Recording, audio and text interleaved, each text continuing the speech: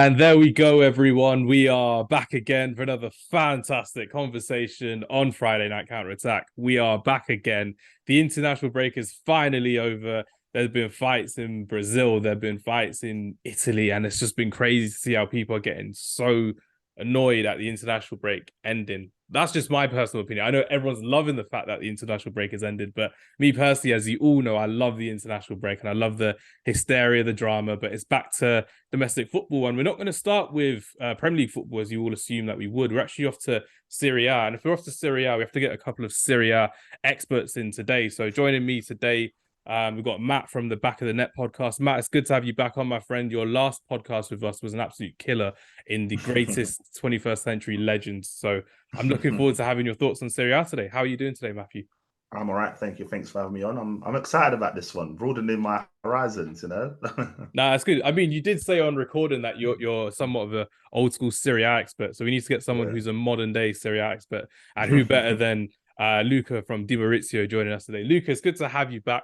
What shirt are you wearing, by the way? What jersey are you wearing? Firstly, nice to be here again. I'm wearing a local club shirt. It's called Prosesto, plays in the Italian Serie C, third tier. Oh wow! And yeah, it was like the third kit from last season, so very particular one for my collection. Yeah. Hi guys. Nicely Pleasure done. to be back. Pleasure to have you back, and that's something that we'll probably have to see on Black Friday coming up soon with all the winter sales coming up. We might see that in England, Luca. We have football fans have a big fascination with retro football kits and distinct football kits from everywhere in the world. So that might be on sale. They'll buy any type of kit. Matt, what's the most random kit you've ever bought or you've got in your collection? Oh, that's a good question. You don't laugh, but do you know back in the day? You say don't laugh, and I'm already laughing. No, but straight away. But you know what? I actually bought. Do you remember UC Jaskalainen, the old school? He had the green and blue Reebok goalkeeper top. Where I was a keeper when I was younger. Yes, I just bought. Did it have the pads as well? Yeah, the one. Yeah, and on the elbow, and I just bought that one. And I remember wearing it. People were like, why you don't support Bolton? Why have you got that? I like it. You know what I mean? But I've always been like that. I tried to get the one from Paliuca back in the day. Oh wow, impossible. Yeah, that's crazy. One of my favorites. Him and Peruzzi, my favorite keepers, man. But yeah, like you're already showing off to Luca here with your Italian. No. Luca knows more than Italian knowledge, definitely. No. No, that's good to hear. Nicely done. I think the most random one I've got, it's not by choice actually, it's because it was a gift. The most random one I got was when my brother went to Zambia and he got me the Zambia national kit.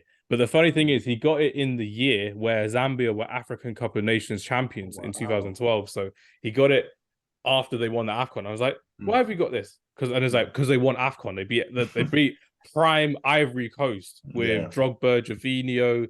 Luca, you'll know from FIFA 12 as well. Javinho, Max Gradel, Drogba, Zakora, Eboué as well. Yaya Toure, of course, Kolo Toure. Yeah. So that's one of my ones. It's not probably a random as a Serie C one, but yeah, that's like most random one I'd have, which would be good fun. But unfortunately for a lot of our Serie A listeners, we are going to be talking a lot about Serie A today because we're not just talking about the big clubs, we're talking about some of the big managers, the big players, a few good start bench sales later on as well. So Luca, fire us away. What's been happening in Serie A this season that has surprised you the most? Because we're looking at the league table now and it's looking a bit topsy-turvy. Napoli have not really replaced Spalletti properly. We're looking at Roma with Jose Mourinho, who's brought some new players into the team, but they're not really hitting it right now in Serie A. And obviously Inter Milan are 2 points ahead of Juventus, who had a really bad start to the season off the field as well. So let's hear your first thoughts on Serie A this season, Luca, and what can we expect going forward? First of all, I'd like to say that this year in Italy, there are some very good and interesting projects that are going on, not looking at just the top of the table. Because what surprised me the most, but it was not a real surprise, is the space and the room that projects that are local, Italian-based projects like Monza, Frosinone, Lecce are having. They have a lot of space and results. So, for instance, if we look at Monza, they are in the same area of Lazio and Roma on the table. And Torino. They're doing amazingly well. For example, they are also using Italian players and producing Italian players. They bought some interesting talents from Inter and from other clubs, and now they are also letting their talents shine. For example, there is this one guy called Colpani who is doing amazing. He has like scored 6 goals in the starting of the season, and he's not a striker; he's a midfielder. So doing very well with this Italian project. Also, Frosinone, I'll discuss it later on. Probably they're doing good. Lecce, as always, they have one of the best sporting director in Italy. We will speak about him. And looking at the top of the table, meanwhile, we can see that Inter are dominating this year, this championship, and I expect them to win actually, because they look a very solid team. The one factor that may influence the championship is that Juventus do not have to play European Cups this year because they have been banned, and so they just have Serie A to concentrate on, to focus on, and that's why they have recovered from high and low start, and they are now just 2 points far from the top of the table. And it will be a clash, in my opinion, between Inter and Juventus until the end. Of course, there are many interesting teams. There is AC Milan with shining talents like Rafael Leao. This year, Teo Hernandez is not doing the same things he did in the past years. But of course, Leao is always shining. And Giroud is eternal, absolutely fantastic player, one of the most underrated players ever, alongside Dzeko and some others. Alongside Dzeko. I had to mention that. Yeah. Also Rakitic, many others, but we can make a whole podcast about underrated players, so I'm not focusing on that specific topic. And Napoli... We had one last week. Sorry to interrupt. Okay. We had one last week where we recorded it. And the two people I was on the podcast with, Luca, they both said Dzeko was not underrated. He was undervalued. And I said, no way, he's underrated.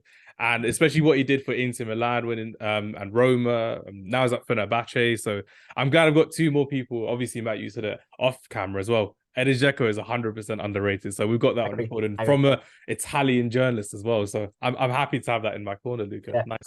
I witnessed it. He's great, like his greatness in San Siro of last year's. It was really amazing. And also Napoli, as we were saying, they have not properly replaced Spalletti because the team didn't end up finding the same harmony, the same magic with Rudi Garcia. And now they brought back Walter Mazzarri, who was there 10 years ago at Napoli. He did great with the Hamsik and Cavani, Lavezzi. You may remember that they arrived second in the league after Juventus, and they recalled him after 10 years. That's an very interesting choice just to finish the season at the moment.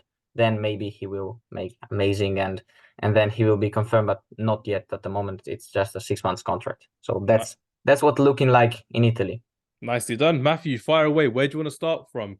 What's your main talking point for Serie A from your point of view? Because I've got loads of topics to talk about, as you all know, as well. But Matthew, the floor is yours. What do you want to discuss first of all? Do you know what? For me, I think the Napoli decline, could we say, is a shock for me. Yes. Obviously, we saw what they did last season. And listen, for me, I was one of the few. I can't pronounce his name, so Luca, please. Georgian winger. Pronounce it. No. You go. You go. Have a go. If you butcher it, I'm going to clip it. So it's fine. Don't worry about it. No.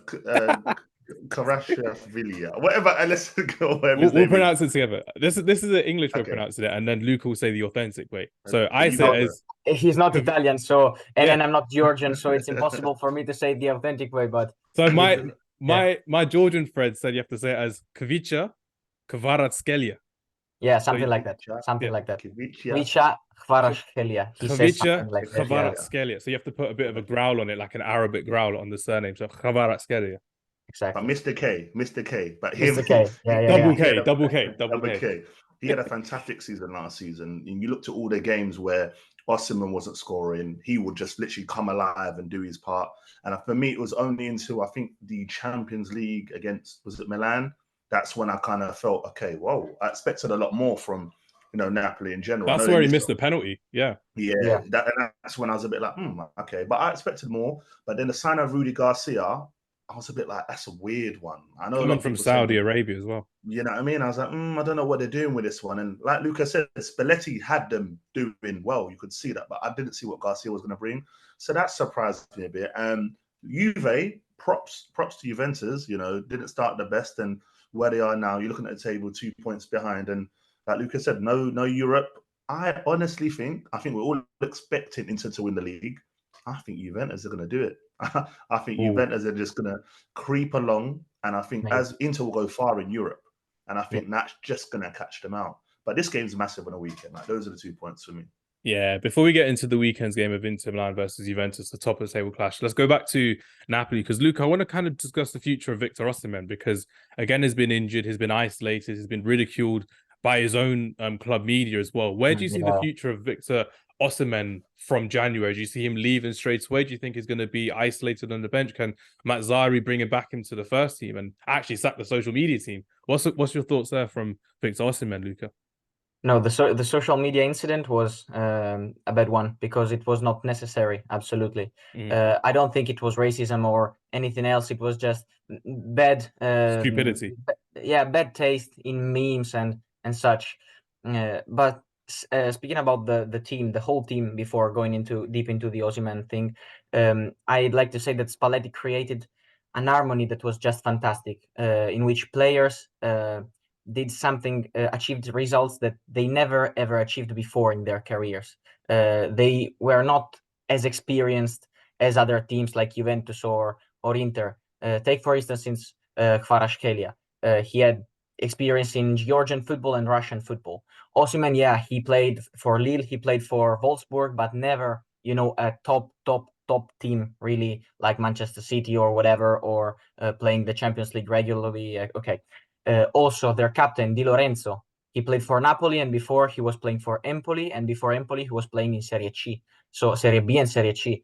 Their keeper, Meret, that's a interesting backstory of the market. They were supposed in summer to buy Kepa Arrizabalaga, summer, wow. I mean 22, before winning the Scudetto and everything. So last season. Last season. They were meant to buy Kepa from Chelsea. They did not end up making the deal. And the thing that happened is that they were ready to sell or to loan out Meret to Spezia. So a loan in a low table team.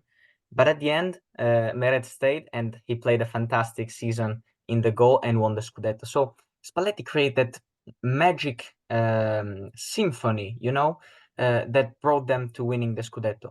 And Rudy Garcia was not able to keep it on, to play the same melody. And that's how they fell a little bit. It's not a dramatic season. They are still fourth. They are still in Champions League zone. Anything dramatic has happened. But, I feel like players last season were performing so high because of the team and everything. About Kvaratskhelia, he played an amazing season last year, but in March, he stopped scoring as they were winning the Scudetto, because they won it with long anticipate, he stopped scoring, and he had like 20 matches without scoring during the whole summer and then the starting of the season. So he needs consistency to become a world-class player. Same thing as Leao, same thing. They have these periods with no consistency, and these periods they are top in the world. They seem like on the same plan, on the same floor as Vinicius, but then you see Vinicius, he's performing well always, while them, they have this problem. Kvara is actually more consistent than Leao, or it appears so, because also during the game he can have a different impact. And for me personally as well, they both have such natural talent on the ball as well. So when that was actually compromised after the AC Milan penalty miss, so when his form kind of dropped off, like you said, Luca, that's when he needed to find another gear within himself, and he just didn't have it. But fortunately, Napoli, they won the Scudetto, and the job was already done, like you said as well. So it kind of goes to show that there's so much more to Kvaratskhelia moving forward now. And he's scored recently for Georgia, which is great. But again, we're yet to see it in this season Champions League, where he exploded last season against Liverpool, last season in the Champions League, which was great to see. But now I've got a question for both of you, because you mentioned Leao and you mentioned Kvaratskhelia. Then we'll be back on the Osimhen thing. Sorry, I didn't reply. No, let's go okay with this question. It's okay. It's one of those things that there's so much to talk about today.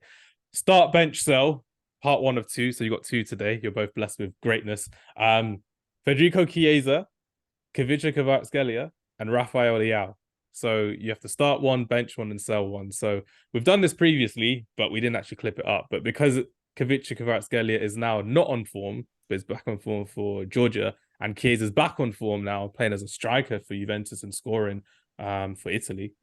Let's hear your thoughts. And by all means, Matthew, you can go first with this one. I told you to bring the heat, and you're bringing the heat.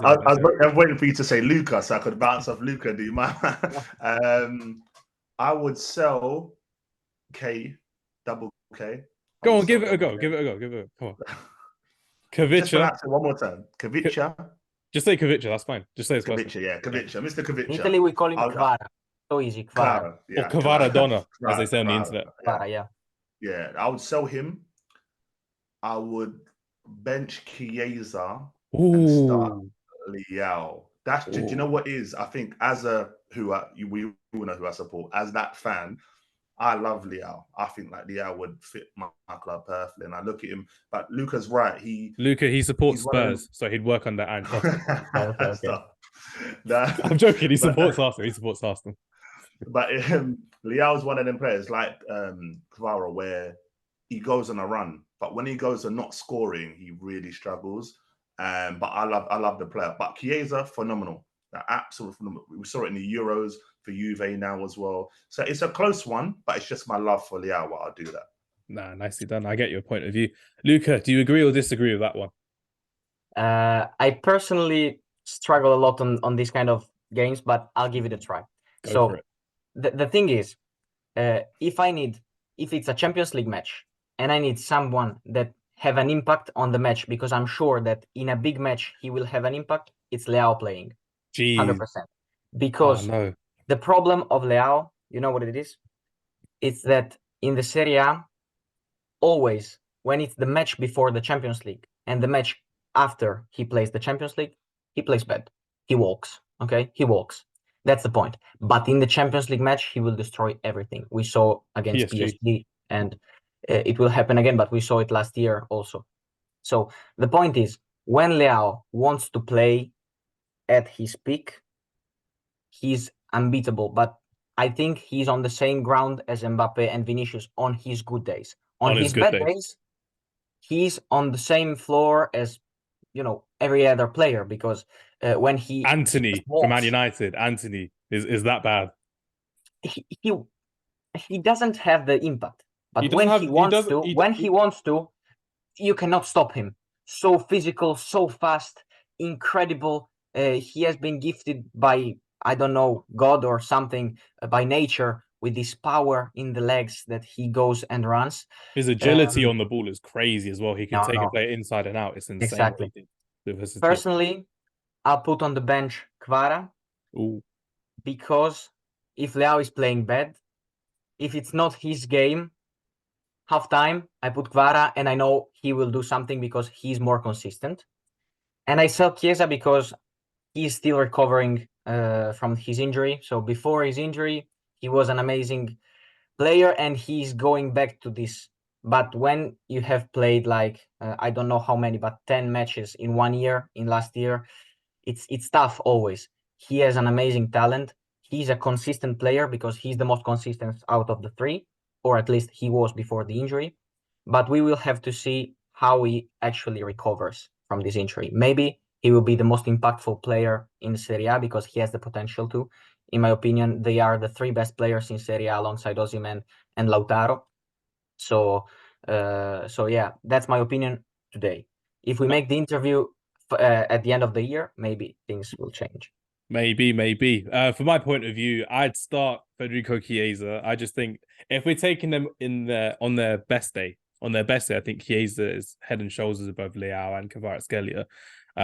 Bench, I've got to go Rafael Leao because, again, I think he's an absolute joy of a player to watch. And like we spoke about last season, the fact that AC Milan got him that big money contract, that's why they wanted to keep him and become the showman of Milan now. He's the one that's actually bringing people into the stadium to watch AC Milan because he's the main man now at AC Milan. Like you said, Giroud is timeless. A lot of their new players are not really as marketable and not really as excited as Rafael Leao, and he was the one who's the difference maker against PSG. And I would sell Kavicha Kvaratskhelia because he had a great purple patch from September 2022 to around February 2023, and has not really hit the heights yet for Napoli. And this is where you're expecting him to come up and flourish. And when Osimhen's out the team, Kovac is still not leading the line, for example. And it's still got a long way to go. Like you said, being in Russian football, being in Georgian football, still learning his trade mentally there, I think, Kovac. But yeah, conflicting arguments with that one as well. And back to Victor Osimhen as well, Lucas. So let's hear your thoughts in terms of what can we expect from him. Will he stay under the new manager? Is he looking likely to go in rather January or the summer next season? What's your thoughts, Luca? So they had contract discussion along all summer. They were very close to an agreement for a contract until 2025 or 2026. So not a long-term contract like 5 years, but an intermediate contract, 2-3 years. They were very, very close to signing, but then something happened. The season started, and now they are still in talks. Napoli director spoke about it like 10 or 12 days ago. He said something like, we have been discussing for months now. Things are getting long. I think it will require time. While I know that De Laurentiis, as we all know in football, the president of Napoli, is never letting a player go during the season. He said about Osimhen, Koulibaly had just 1 year of contract remaining, and I sold him for 42 million at 30 years of age to Chelsea. Meaning I know how to negotiate, because he is always like this kind of person that always wants to, I know what I'm doing, okay? He's that kind of guy.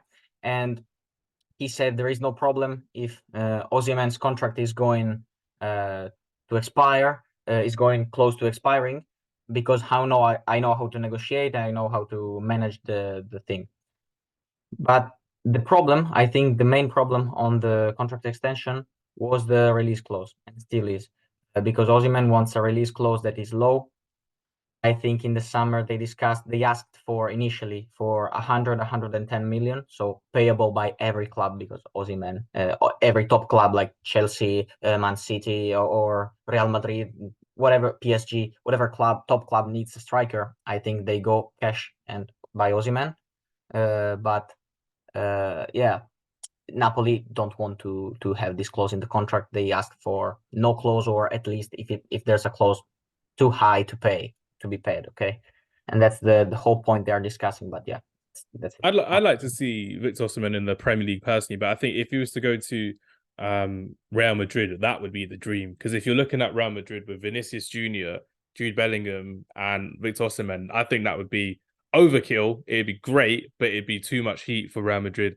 And that's what they've always dealt with. They've dealt with having the best of players from around Europe and around the world at their side. But it's going to be fun to see how the transfer saga continues, because it doesn't look like it's going to settle at Napoli. And if Victor Osimhen wants out, like you said, with the president of Napoli looking to keep until the end of the season, yeah, the saga will be like the Erling Haaland saga of a couple of years ago, when everyone just wants a piece of him, and then he'll end up making his decision before the end of the season, I think, personally, as well, which would be great. Right, moving on. We now have to talk about a couple of different managers that I want to talk about. And we're going to talk about one of Matthew's favorite ever managers in football. So we're going to Roma now. We're going to talk about Jose Mourinho. We're going to talk about how Jose Mourinho is kind of looking like his old self now at Roma. He's kind of getting the glint back in his eye. He's getting that cheekiness back into him. They're currently 7th in Serie A. They're still playing European football as well, respectively. So I just kind of wanted to know a bit more about Mourinho, Stefan Pioli from AC Milan, and Simone Inzaghi. So from what I've seen from Roma this season, Luca, is they're having a lot more freedom on the pitch now, with Lukaku, with Dybala, Hassan Alvarez in and out of the side. Paredes was a really good signing as well, personally. But can we expect much from Roma this season? Especially, can we expect much from Jose Mourinho? Does he still have that passion to succeed for Roma, getting into the top 4? Because especially after the Conference League final last season, that was quite... Europa League, yeah. Europa League. Are we expecting more from Jose Mourinho this season, Luca? What's your thoughts on that? So you always expect a lot from that kind of coach. He's top class, he's world known, and he has an experience that nobody has in Serie A. Thing is that Roma bought important players. Lukaku, as you mentioned, Dybala last season. You have Paredes, Renato Sanchez, OR. You have some injury problems to face, like Renato Sanchez on his good days, he's a top player, but he's mostly injured. He had physical problems. And so Mourinho is resolving this problem with young players. I think that I'm liking a lot from Jose Mourinho's Roma is that they are playing youth players from their own youth center. For example, I wanted to speak about Bove, who is a midfielder. He played more than 10 games this season in Serie A. And also, I got the stat somewhere, four in the Europa League. So Mourinho trusts him. He also scored 1 goal. He's young, and Italian football needs young players because we are not playing young Italians. And that's one of the problems of Italian national team too.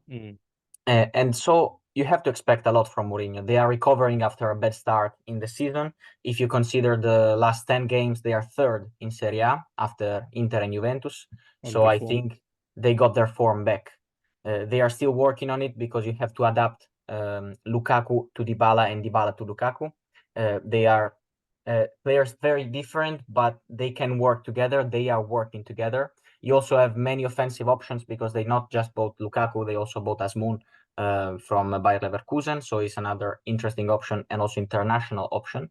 You will have back Tammy Abraham because somewhere and some at some point of the season there will also be Tammy on the pitch. Yeah, and he can be impactful for the second part of the season. And they've still got Andrea Bellotti as well. Bellotti, Serie A striker, experienced. He knows how to score. Last season, he didn't score 1 single goal. This season, he started by scoring 2 in the first match, I think, if I remember well. So it's interesting to see that Roma recovering. And I think they can go for the 4th spot in the Champions League with Napoli. That's the fight, the main clash. Roma-Napoli. Lazio is just 1 point behind Roma, but if you look at the table, they are 10th place, and it's kind of a delusion if you look at just the place on the table. But then you see the points, it's just 1 point from Roma and 4 from Napoli, so from the 4th place. Definitely. So it's everything to be determined yet in the Champions League fight and Europa League fight. Because Atalanta, Fiorentina playing good, but Jose Mourinho is always attentive, and the new thing that Jose implemented in his football is young players from the academy, especially in Roma this season. Yeah, because Bove was my wonder kid to watch. That was one of our things we were going to talk about. Sorry, I anticipated. No, spoiler alert, it's all good. And you got the stats right off my Google Drive, clearly, which is quite good to see. But he's someone I think will be in the Italian national side for the Euros next summer. So I'm looking forward to seeing a lot more from Bove going forward. But Matt, this is why I wanted to bring you in regarding Roma, because it's a tale of 2 strikers now. You've got Romelu Lukaku, who's on loan from Chelsea, who we see is like a mercenary in a way, looking to go from club to club to club, trying to get the best goals, scoring 4 in the international break against Azerbaijan, which was crazy. And then we're seeing someone like Tammy Abraham, who there's a viral social media clip recently about how Tammy Abraham just kept saying, "Oh, I'm so bad, I'm so bad, I'm so bad." And the camera caught it, which was really, really bad. And now it's looking like his 5th choice striker with, like how Lucas said, you've got Dybala, you've got Lukaku, Belotti, you've got Osimhen, and you've got Tammy Abraham. And it's looking like he's not even getting space on the bench now for Tammy Abraham. I wanted to know your thoughts, Matt, in terms of where do you see this Roma side going with Romelu Lukaku? Is he now the main confidence man now for Jose Mourinho? Because they've worked together previously at both Chelsea and at Manchester United. And do you also see a way back for Tammy Abraham in this Roma side, or does he need to leave for perhaps better game time elsewhere? I think with the signing, I think with Lukaku, I think Tammy Abraham, he might play a couple of games, but I feel like a move will be best for him now. I don't think it's the same as, when he first come and scoring them goals and pivotal goals and playing well in them big games. I think Lukaku, him and Mourinho have got this thing, isn't it? And I think Mourinho loves having a player. We all know he loves having one player in that team where after the game he gives him that hug. Listen, you're my guy. And you can tell Lukaku feels it. Like I was reading actually day before yesterday about I want to stay here at Roma now, and I'm like, you're the same says that every team he goes to. Craziest thing. Yeah. Never. If in Italy we learned one thing: never look at Lukaku's words and quotes because it's better not to. He's an amazing player, also an amazing guy. He goes around. He's very always available for the fans and everything. But his quotes have been one of the main problem of his career, in my opinion. He was the one that was representing this shirt a couple of years ago when they got the Scudetto, and then afterwards it's like, yep, off to Chelsea. I'm like, oh, okay. Yeah. Later, I'll tell you a backstory from this season about Lukaku. You also read it on Gianluca's website and everything, but we can bring it out again. Sorry, Matt. No, that's all good. No, just saying, I think Lukaku is going to be very important to them. I feel like they could really attack that whole top four situation. I think if players stay fit, I can see that happening. Lucas, what you said is true. You look at the Serie A table and you think, oh, they're 9th, they're 15th, but the gap is not massive at all. I'm literally looking now. You've got Torino on 16, Frosinone 15, Genoa 14. Like there's all this close bunch, but I feel like eventually it starts evening itself out. And yeah, Roma and Lukaku, they're going to go far. Mourinho has this thing. We know it. He might not be the greatest manager as he was before, but he gets the best out of certain players. And when players are not playing well, he'll show them up. I don't know who that player was in Serie A, by the way. Luca might be able to tell me the one way he performed badly and was really on his case. I think they considered a goal and he went mad at this one. Was it a left back or right? Who's their right back? I don't remember it. Was it Celik? Was it Celik or Karsdorp? Maybe Celik, if you tell me right back, yeah. One of the two, and he went mad at him. Or was it Zalewski, their winger, their Polish winger? Yeah, but it's not uncommon that Mourinho gets mad to players. But that's how it works. He always pushes them a lot, and that's how he became so successful. Yeah. Also about Tammy Abraham, I just wanted to say that you don't see him on the pitch right now performing because he has this huge injury, and he will be back in 2024. So long times recovering. It's been the whole year basically injury. That's why Roma both Lukaku and Osimhen, so two strikers that can guarantee them continuity. Lukaku is not a Roma player. That's why if I was Abraham, I would still wait for the summer before deciding, because if you come back in January or February, then you go back to your form in March, you end the season, maybe you play some games fighting with Lukaku, fighting with Osimhen and all the other strikers, then you may find a place also, of course, because you have to consider that Roma may go far in the Europa League this year too, not just last year. And they also won the Conference League. So they had one European final and one lost and one they won in the Conference League 2 years ago. So maybe they will go forward also this year in the Europa League. And I would stay if I was Tammy Abraham, because now he picked up the injury, he's recovering, and you never know how Lukaku saga ends up in summer. No, it's true. You expect Chelsea to just take him, like, oh yeah, we'll take you back, and then it's like, is that all over again? I always have a soft spot for them, Roma. I don't know what it is about Roma.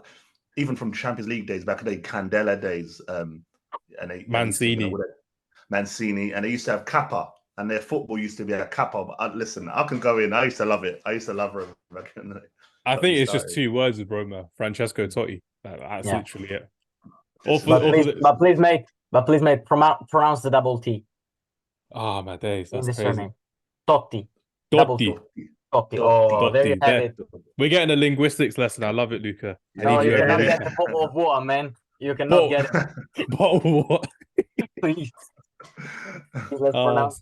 Speaking of a bottle of water, we've got to talk about 2 big games this weekend as well, respectively. But Wonder Kid of the week, Serie A Wonder Kid, we were talking about Bove, so that's perfectly fine. But 2 games we'll go on to after Luca tells his Lukaku story, so then we can get the Lukaku story done, and then we'll go into the 2 games. But yeah, Luca, let's say your Lukaku story from Di Marizio.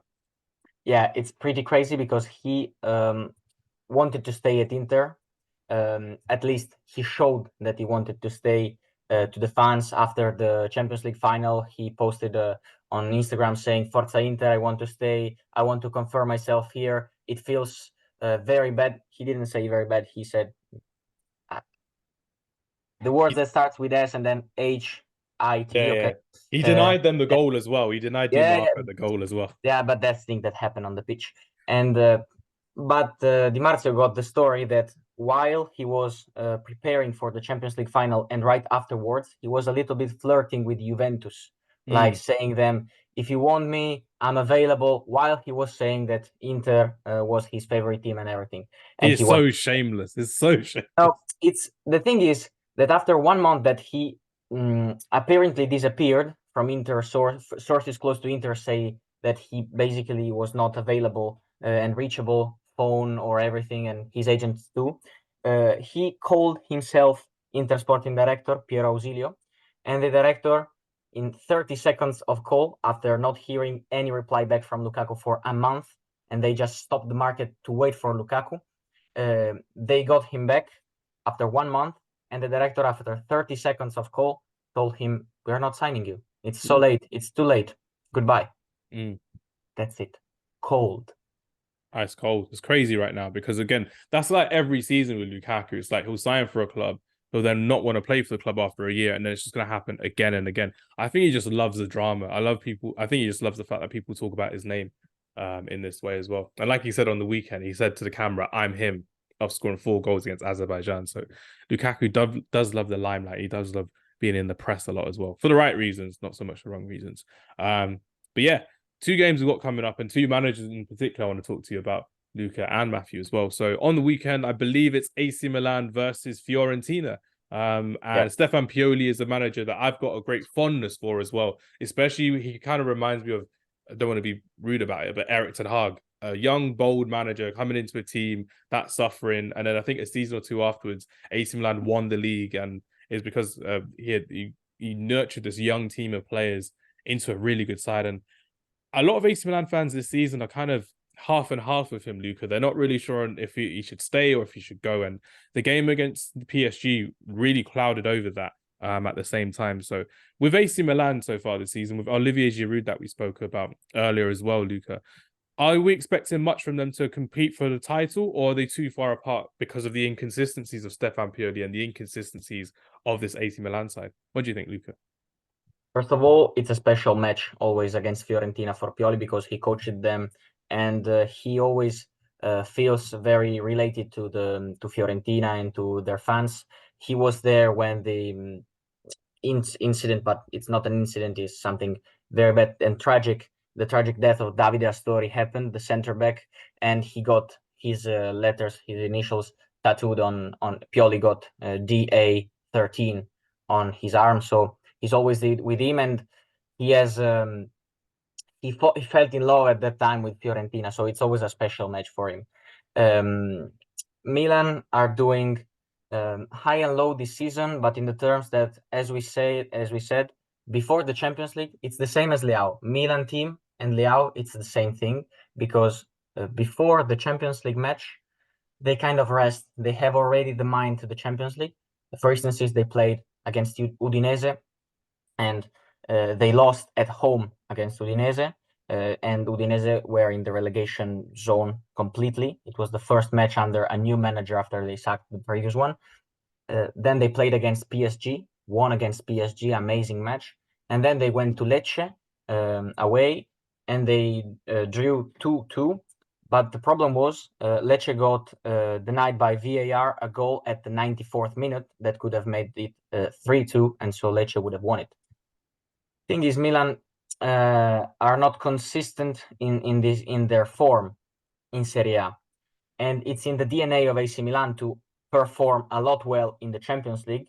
My father, that was there back in the days, watching Italian football, always told me that Milan tend to perform bad in the Champions League when they have in the Championship when they have Champions League matches to play. It's history. It's as Mourinho said, football heritage. Football heritage. I love it. Yeah, I had to say that. And so that's why. But Pioli, he's an experienced coach. He knows how to manage. He's a proper manager, meaning he can manage the players' feelings. He speaks a lot to the players. I was told by I know the former third keeper of AC Milan. Okay, so he tells me some stories from Pioli, and he said that Pioli recovered a very bad season because Milan were like 8th or 9th in the Champions League with Giampaolo in 2019 and 2020 season, the one that got interrupted for COVID. And he tend to speak a lot to the players, always caring about them, their private lives, their feelings and everything. So he's a very good manager. He's experienced. He's almost 60 years old, and he has been coaching in Serie A for many years. But the thing is about the consistency and about the injuries, because AC Milan, I don't know why, always have a lot of injuries. Chukwueze picked up an injury, Pulisic picked up an injury, Loftus-Cheek before the Champions League match, then he fastly recovered, but he wasn't meant to play. Center backs also, they had a problem, like Kier was injured, and Kalulu got injured also. Pellegrino, the fifth center back, the reserve of the reserve, of the backup of the backup, got injured too, so they had no backup. Yeah, that's the point.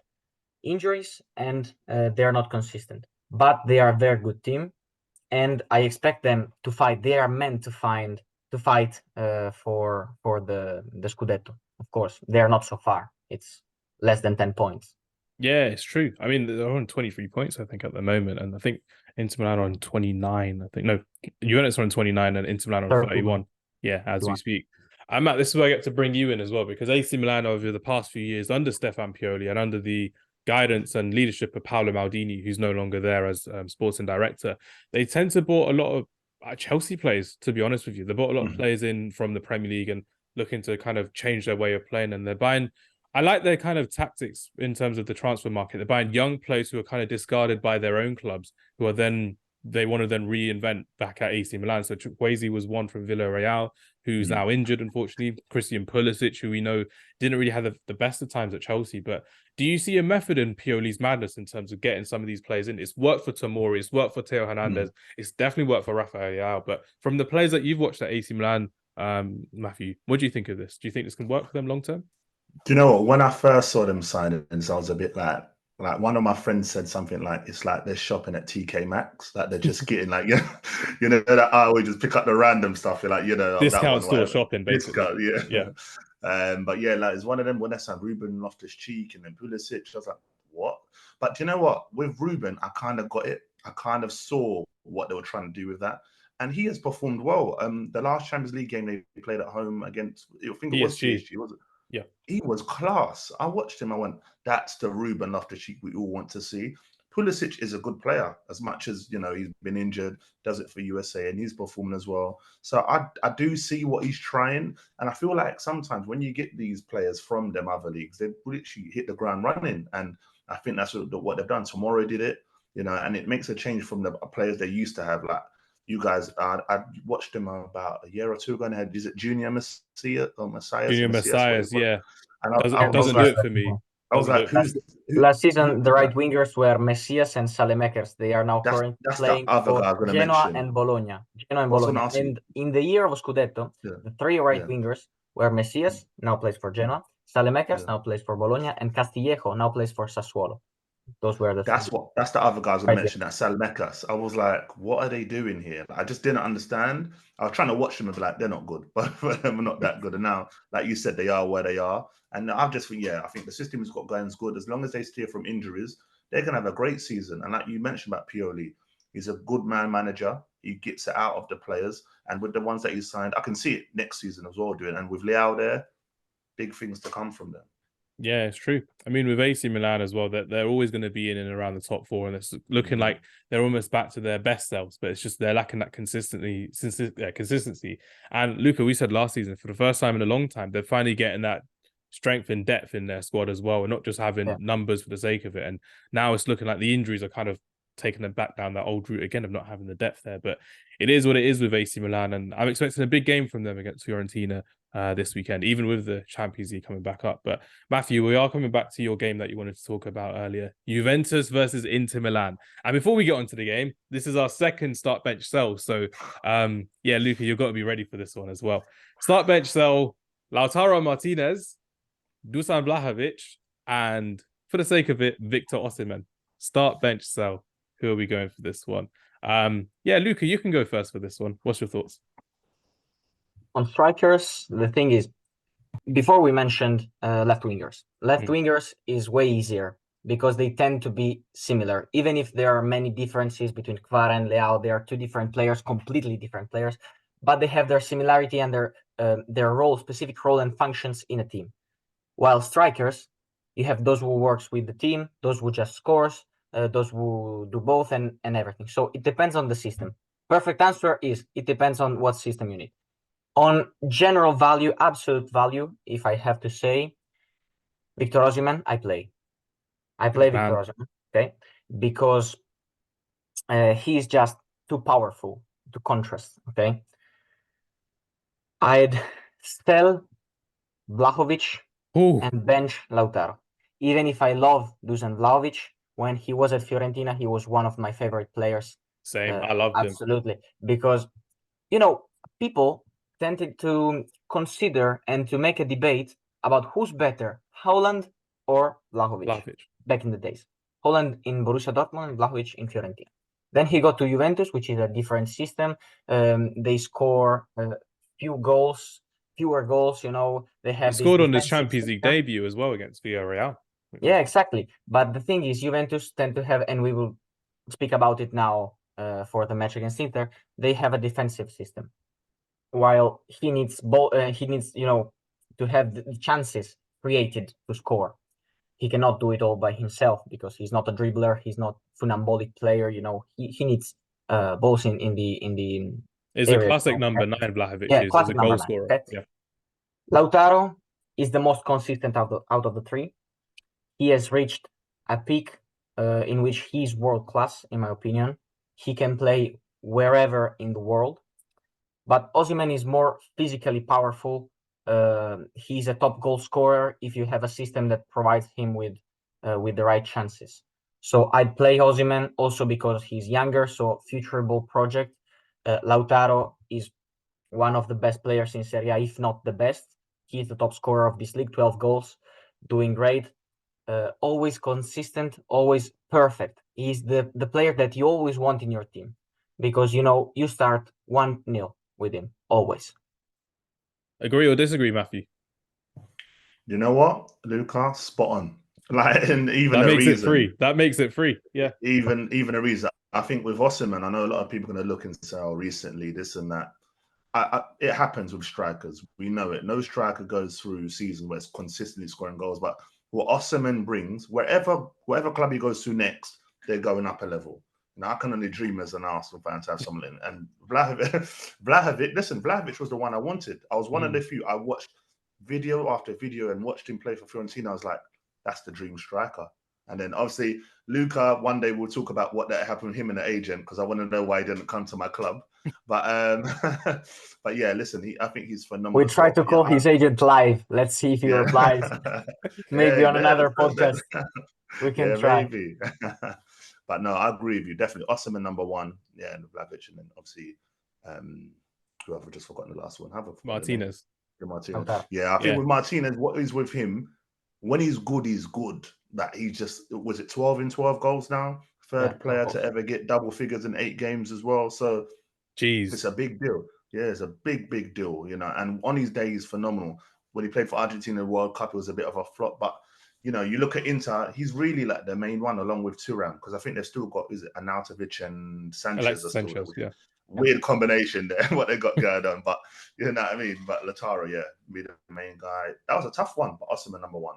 Nah, Osimhen has to be number 1 for me as well, because again, you want to get the best out of the players from all the players. Osimhen brings you a lot more from the team and for the team as well. But Lautaro Martinez is not to be slept on as well. Like you said, 12 goals in Serie A this season. They're already doing pretty well in the Champions League. And for them to get to the Champions League final, like Luca said at the beginning of the podcast, with Edin Dzeko, the most underrated striker we've seen recently in Serie A. And it was the fact that what annoyed me the most was that everyone was talking about Inter Milan were talking about Romelu Lukaku, who came off the bench and didn't do anything because Thierry Henry, his old coach, was on CBS. So everyone wanted to talk about Lukaku, but Lautaro Martinez was the one who was the difference maker in last season's Champions League run to the final for Inter Milan. And I'm really happy that he got his flowers, especially after the World Cup, where he was very much memed upon, if that's the term. He was memed upon by the world because of missing chances against Saudi Arabia and Mexico and all of this. But Lautaro Martinez is world-class striker. I do love watching him play, and he works fantastically well with Marcus Thuram, and that's only going to continue to build over the season goes along as well. No disrespect to Dusan Vlahovic, but I've expected a bit more from him in this system for Juventus. But again, it's the fact that they play defensive football, play more of a 3-5-2 now as well, with Chiesa as a strike partner. But Vlahovic, I'm expecting more from going forward, and I'm expecting a lot more from him, especially after that amazing stint he had at Fiorentina as well, which was good to see. But no, I think if you play him in a 4-3-3 or 3-4-3, he's gonna score 30 goals a season. If Vlahovic went to Roma, and it was Vlahovic and Dybala, they'd be in the top 4 by now. That's how I see it. Because if he was working with Dybala, a creative force behind him, they'd be shining right now. Maybe if Paul Pogba was still available, that could have helped him. But again, we're not going to talk about Paul Pogba. No, but you need to get him wingers, in my opinion. Yeah, get Vlahovic some wingers, you have the perfect striker. We had Vlahovic at let's see if we had Vlahovic at Liverpool, that might work. But again, he doesn't play as a false 9 as Klopp does. But it's going to be quite difficult to see where Vlahovic goes next, if he does go anywhere next as well. But Chiesa, who's always injury prone, that we know, Luca, in and out of the side. And no, he's not going to Arsenal. You're not taking him to Arsenal. Saka and Martinelli, they're great as it were, but you can go for Tammy Abraham for all I care about, Matthew. Go for Tammy Abraham on loan, 6 months. Mourinho will allow him to go. If Vlahovic went to Arsenal, that would be crazy because he'd actually kill it for you guys, and that's the craziest thing. But no, to finish off the podcast, Inter Milan, Juventus, 2 of the biggest teams, one of the biggest matches in Serie A football and in Serie A history as well. And it was perfect timing that you're on the podcast, Matthew, because with Juventus right now, like you said, they could be the underdogs for the title for the Scudetto this season without European football. What's your thoughts on how Juventus will set up for this game? And do you think they actually have it in them to go throughout the whole season, challenging Inter Milan and AC Milan, respectively, to this title? And a few key players, again, if you have any besides Vlahovic, I'd love to hear it, Matthew. Do you know what? I think Juventus, for the last couple of years, they've kind of thrown me off, even with their type of signings. Like when they signed, is it Timothy Ware? I was like, where did that one come from and stuff like that? But they never really changed the formation too tough with Juve. They're quite structured with how they do it. Allegri he does what he does. And the system works. And as I said, it seems like he's getting the best out of them now. And I think this game is pivotal in the sense of if they win this, I think that gives them the belief like, we've got nothing to worry about. No Europe, we can really do it. I think the other way around, if Inter win it, it's like, for me, then it's like, Inter are going to go on and do it. But after, Juventus... It is what it is with Inter Milan as well. I need to see that happening again. No, you know what? Like, they're decent. And I look, you've got Vlahovic. Finally, they got rid of, what's his name? Colombian guy. Cuadrado. Winger. Oh, I'm sorry. He's on to Inter Milan as well. I don't know if people are laughing. But he's out for the game. He's not playing. Injured. Oh no, he's injured. Otherwise, he would have gotten not so good reception from Juventus fan. No, definitely not. And sure I like watching who is it? Is it Moises Can? Is that how you say it? Moises Can. Moises Can. Yeah, now the dance, everything. Yeah. I can't do that celebration. I'm too stiff for that celebration. I can't do it. But you know what's with Juventus? Allegri is the best in managing players. Yes, he's the best in creating this kind of empathy with them, because you see it. The group is always smiling, always shining. There is Allegri during the summer preparation that goes with the team and plays alongside them, maybe some challenges. There are some videos with Vlahovic. They try to score from behind the goal and everything, barefoot. You go the challenges and everything. He's top manager. The feel-good factor. Every player under Allegri, almost every player, because there are exceptions like Andrea Pirlo, for example. They didn't went well, but every player says Allegri is a top manager, top in managing players. Hamza, you just said it yourself just now. The feel-good is there now. They're not letting what's affecting them off the pitch affect them on the pitch as well, and they've had a whole year of this nonsense from Juventus. Definitely. So, like you go said, look at their Instagram profile. Every day they post Kayan doing that. No, they post every day a video of players entering the pitch for the training, and every day they're like buongiorno, yeah, always smiling. Weston McKennie especially. Yeah, Weston McKennie is the goat of this kind of videos. Now I need to talk about another manager, Simone Inzaghi, who I think is the most slept-on manager, most underrated manager in world football right now, because no one talks about him. They just talk about Inter Milan and, like I said, Romelu Lukaku for some reason from last season. But Luca, this is where you get to talk about how Inter Milan are still shining, and I love the partnership, as you know, of Lautaro Martinez and Marcus Thuram. What a signing he was. And Marcus Thuram is good in the Champions League, and he's finally getting his flowers now as well. So, Luca, just tell me a bit more about how Simone Inzaghi should be getting more appreciation in Serie A and in the world football as well, respectively. And who are you looking forward to watching for Inter Milan this weekend? Simone Inzaghi just knows how to cope with what he has, okay? Because Inter, when they got Inzaghi as a coach, They just got rid of Lukaku. They just sold him to Chelsea back then. They sold Hakimi to PSG. So and Inzaghi knows how to manage and how to position on the pitch players to create a stable team. Inzaghi's team are always stable. It seems like you cannot go past them, because if you score one goal, they will score two. And it's very difficult. You will struggle to score that one goal. You had it with Onana last season. You have it with Sommer this season.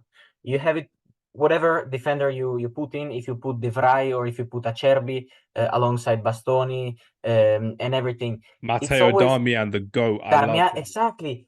He manages those players and he creates. He knows how to let players perform at their peak in a perfect system. Because D'Ambrosio last season, D'Ambrosio was never a dreamed player for any team, but he could play in the midfield on the right, or in the back three on the right, and also on the left. So he uses players and getting their performs at the top level. Thing is, he's very slept on. He always succeeds in titles. We call him the king of cups, Re di Coppe in Italy, because he always wins Coppa Italia, he always wins Supercoppa. He's missing the Scudetto. He needs the Scudetto to level up his game, because when he was at Lazio also, he always won, or at least for Lazio, he generally won Supercoppa or Coppa Italia or whatever, those trophies, okay? He needs the Scudetto, and I think this one may be the good year for him to get the Scudetto. Inter are so solid in the last 10 games. They got 25 points, the same as Juventus. If we look a little bit at the numbers, Juventus in the final 5 games, meanwhile, got 15 out of 15 points, conceding, I don't know how many, 2 in the last 6 matches. Okay, Juventus conceded 1 goal. Okay, last 6 matches in Serie A, 1 goal conceded. They got 3-1-0 win against AC Milan 2. They won the derby 2-0. They got as 0-0 with Atalanta and a 2-1 against Cagliari. So that's the only 1 goal they conceded in the last 6 matches. While Inter, from the starting of October, had 3 Champions League matches and 5 Serie A matches, so 8 matches, and they scored 14 goals. While Juventus scored like 6 or 7, they scored 14 goals and conceded just 4. So they have stability. They are so solid. And then they have this offensive projection and transition with Thuram, who is having this impact because he's the perfect player for Inter. And maybe Matthew and Hamza, you will agree with me. He's perfect in the system. And I watch them live every time I can go to the San Siro for both AC Milan and Inter Milan. I don't care of the team. I just go watch football because I love football, not a specific team. I love football. And so the thing is, you see Thuram, he carries the ball. If you look at the top scorers, you don't see Thuram, because Lautaro is at the top with 12 goals and Thuram has just 4. But then you go to the top assist and Thuram is there, 5 assists. He's perfect for Inter system. And the clash was between Milan, PSG, and Inter this summer. And I think the perfect choice for him was Inter, because in AC Milan he would have been a first striker, maybe a winger also, because he can play there. He always played there. But a first striker instead of Giroud, he's not that type of player. He's not a finisher, okay, of the action. He creates the opportunities. He creates penalty chances also for Çalhanoğlu to score, because he's always there dribbling. He's always there carrying the ball and passing, making the decisive pass to Lautaro. So perfect player in the perfect system, and Inzaghi is a lot slept on and a lot underrated as a coach. I think, you know why? Because he never won the Scudetto. He never won the trophy. Yet, of course. He never won the trophy to say he's in the top managers debate. You need to win a Scudetto or a Champions League. He was 1 goal far from doing that last season. He didn't do it, but now he can manage to win the Scudetto. Yeah. Lukaku was still. What's the feeling? And Hamza, what's your feeling? I agree with what you're saying as well, because what it does, also Lukaku was the imposter last season. I'm still going to say that as well. But there's one player I want to talk about before we wrap it up as well. It's not just it's not just Marcus Thuram becoming an amazing creator, because we've seen him score in the Champions League and create in Serie A, which is great. He's getting used to this new system, which he never really had at Borussia Mönchengladbach in the Bundesliga as well, which is great. But I need to hype up Henrik Mkhitaryan. I'm sorry, he didn't really do that well in the Premier League for both Arsenal and Man United respectively. But just like I mentioned about Simone Inzaghi, and you said it as well, Luca, in terms of how he gets the best out of players in this side and in this squad, I would never have expected Henrik Mkhitaryan to be quite comfortable in midfield, holding onto the ball, dictating play like he does. And it looks like he's coming back to his best self. And we saw that last season. But a midfield three of Barella, Mkhitaryan, and Çalhanoğlu is crazy. What do you think, Matthew? Are you happy with Mkhitaryan's comeback in a way in Italy? Do you know what? I'm happy with the comeback because it all started from Yo Pierre. You want to come over here? You know that one. That video is crazy because no one won in that situation. No one. Yeah, both playing at Inter Milan, Sanchez and Mkhitaryan. Yeah, nah. Do you know what? Like, I've always liked Mkhitaryan as a player, and he was one of them. Even when he left Arsenal, I still followed him. And you know, there was a bit at Inter where he really kind of went off a bit, and it wasn't really doing anything. But you can see him picking up again. Like you said, that midfield three, that's a quality midfield. You know what I mean? And I think he's going to get even better as the season goes on. And I'm seeing glimpses of how he was in the Dortmund days, which obviously that was when he was at his peak. So I love to see it. And I just want to touch not just him, Çalhanoğlu, is that how you say it? Yeah, him. I thought he was just a free kick merchant. I can't lie. That's all I thought he did. I thought he just pinged the ball from like 50 yards, which he's good at. But he's got a lot more to his game as well. So yeah, Mkhitaryan and him, for me, like, I feel like very important players to them. You know, Çalhanoğlu, when he arrived, sorry, Hamza, but I have to say this. When he arrived in Italy, he was world known for his free kicks, and he was not a regista. He was not a center midfielder. He played wide on the left, or at least as a trequartista. We are adapting this term internationally, I think. It's an Italian term. It's an amazing Our podcast used to be called Friday Night Trequartistas, but then we had to change it because no one knew how to type trequartistas in England, and our highest views were from Switzerland and Italy. And I'm like, guys, just learn to say trequartistas. Sorry, ran over, but now I want to. Now Friday Night Counterattack is what we are. It is what it is. But Friday Night Trequartistas, OG listeners know how to spell trequartistas. Sorry, ran over. No, exactly. But he was a trequartista, or he played wide on the left. The first one to see it was Marco Giampaolo, who had a bad experience at AC Milan, but he still had some intuition and some tactical good ideas, like Çalhanoğlu regista. Then also regista is another Italian word, amazing. Later on we will speak. Andrea Pirlo, perfect regista. That's all I'm exactly saying.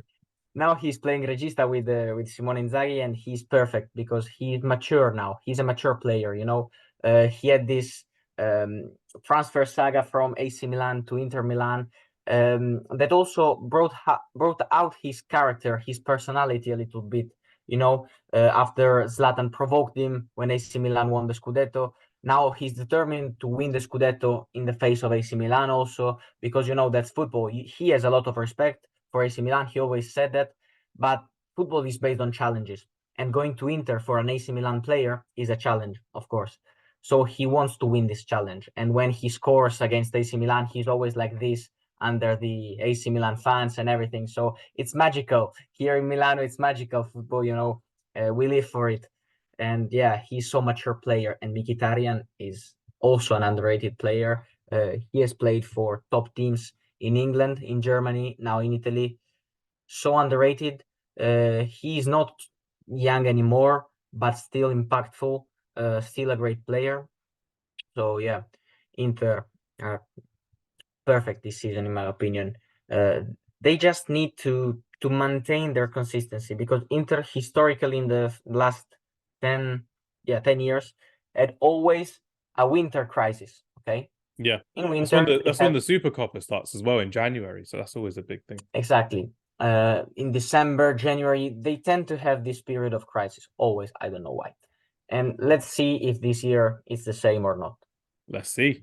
Just before we wrap up the podcast, first of all, I have to say thank you both to Luca and to Matthew, respectively. But I'm going to press you both for 2 predictions for this season. Who's your top scorer in Serie A, and who's champions of Serie A come May? Because I'll get back to this podcast and I'll message both of you around April time. So, Matthew, go ahead. Where you thinking top scorer and where you thinking Scudetto winner? I want to get your mind on the line here as well, and obviously I'll put my mind on the line as well. I'm gonna say I think Juventus for the Scudetto. Ooh, crazy! I know. I gotta be. You know what? I don't want to be too. I'm gonna be out there. You want to be authentic to it. I love it. I'm putting on the line. I'm putting on the line, and I think Martinez, Lautaro will finish top scorer. Yeah. You know what it is? I just think the Europe factor. I just think that is where it's going to make the difference. But yeah, I'm going to go Juventus Scudetto, Martinez to be top goal scorer. Nicely done. Luca, you were right last season about top scorer. Obviously, we knew at the time Napoli were champions. So yeah, let's hear your thoughts this time. Top scorer and Scudetto winner. I'd stay as a top scorer on Lautaro because I don't see at the moment any striker who can take his place. Even if Osimhen now can be back overperforming, like super performing like last season, Lautaro has already scored 12 goals, so it's difficult to get back there. And to me, Inter is winning because I feel it's the right year for Simone Inzaghi to win the Scudetto, to win his first major trophy. But of course, European Cups will play an important role, as we said all along the podcast. When you have the Wednesday and then you have the Saturday and then you have the Wednesday again, it's always tough. But Inter have rotational players to make the right choices, so they have the depth to go far. What about you? Barring injury, I really believe it's time for Lautaro Martinez to shine as a goal scorer. Like we said, Marcus Thuram's being hyped up for his goal scoring abilities, but his underrated factor, like you said, is creating chances, creating assists for Lautaro Martinez. And that just looks like the perfect partnership to me in Serie A this season. So Lautaro Martinez for top goal scorer and for the Scudetto. Yeah, I'm going to have to back into Milan. I mean, I'm wearing their shirt at the end of the day as well. So I'd be pretty silly at this time of speaking in November not to back them. So unless something crazy happens, like another winter crisis or an injury crisis as well, like we're seeing all over Europe in the top clubs, respectively, I'm going to back into Milan for this one, for the Scudetto, which would be good fun indeed. What's also been great fun as well is this podcast. So before we wrap up, Matthew, thank you very much for your time. It's a great pleasure to have you on. Why don't you let Luca and all of our listeners know, if they don't know already, where they can find you and where they can hear more from you as well this season? So, yeah, my podcast, Back of the Net Podcast. I've got the little abbreviation there, BOTN. You can find me on Twitter, Instagram, just gone on TikTok as well. But yeah, just share the love, let people know. I appreciate you for having me on, Hamza. Always. And like I said, I needed an old school Serie A head with the modern day Serie A head. So to get Luca back on the podcast, it's great to have you on. As always, Luca, it's been a pleasure. Why don't you let everyone know a bit more about what's happening with you this season? Because I know you said you're a bit busy in your education and your studies, which is fair enough. But are you still doing your Twitch streaming? Are you still doing lots of work for Di Marizio? And the transfer season will be where you're going to be shining as well. I'll be fun looking forward to that. The real tough time will be in January with studying and going around Milano, finding news, etc. Always being on the phone. I can already anticipate you one thing. AC Milan are basically not done, but very close to signing a 2006 wonder kid who's called Matija Popovic, and he's described to be amazing, from Serbia. No transfer fee because his contract will expire in 1 month, so they sign him for free. He's turning 18 in January, and afterwards he will sign probably with AC Milan. And the interesting thing is that AC Milan anticipated Real Madrid, Barcelona, and Borussia Dortmund on him. Barcelona went to Belgrade, to the player's home, to try to sign him for 6 days, but then he will probably end up in AC Milan. They are far in advantage. They sent a proposal. Also, AC Milan need a striker in January because you cannot just rely on Olivier Giroud. And they need probably a midfielder, a young addition to the midfield, also a center back. For the midfield, they are monitoring an interesting profile, and it may be a clash between AC and Inter Milan for Hassan Oidrogo from Schalke, so Germany, also 2006, I think, for a fee from 10 to 20 million, and also English teams are on him, also Bayern and Leipzig in Germany. No, I have to get Malik Thiaw to contact him as well. Again, former Schalke player, to get him to move over to the red side of Milan. Juventus needing a midfielder, looking at the Premier League, like Calvin Phillips, like Thomas Partey, and other profiles from the Premier League, but they're just eyeing around to see the chances. Inter are pretty stable with their team, honestly. Let's have a look at Napoli, especially if somebody has the cash to bring in big offers for Osimhen, Kvara, or their other champions. And that's what I would expect. United. It's got to be Man United. If Man United do that, so Jim I Radcliffe expect with his this new from ownership. January market. So pretty predictable already. Also, AC Milan are buying a left back from Real Betis called Juan Miranda. He's leaving in January already, Miranda. He's been good this season. The point is, I'm gonna find out those sources soon. So maybe an article will pop out soon. They have to decide if in January for like a fee 4 to 5 million, or in June for nothing because his contract expires. Nice. And that's it. I put a little bit of market around because I had to. I couldn't stay away from my addiction. It's good as well. And like I said, I like following your work as well. And in the transfer market, like you said, you're ridiculously busy. Next time you're in the transfer market, you have to send me a screenshot of your screen time, like how much you spend on your phone. Like Fabrizio not like does. Fabrizio. He's the final boss of transfer market. I'd say like 10 to 12 hours, probably. Damn. 21 hours Fabrizio was at as well. So 10 to 12, you're doing he's very crazy. well. He's not. I told him you're not leaving. You're not living life, but he's amazing. He's one of my references and models. So alongside Luca, who's the best. Yeah, they're doing it for the gram. That's what they're doing. They're making sure they're updating it as well, which is great. But no, everyone, thank you very much for listening to this part of the podcast. Luca, Matthew, thank you very much for your time. Great time as always, which is great fun. Enjoy your evening. Enjoy this week's podcast, and we will see you all later. Take care. And goodbye. Thanks, mate. Bye.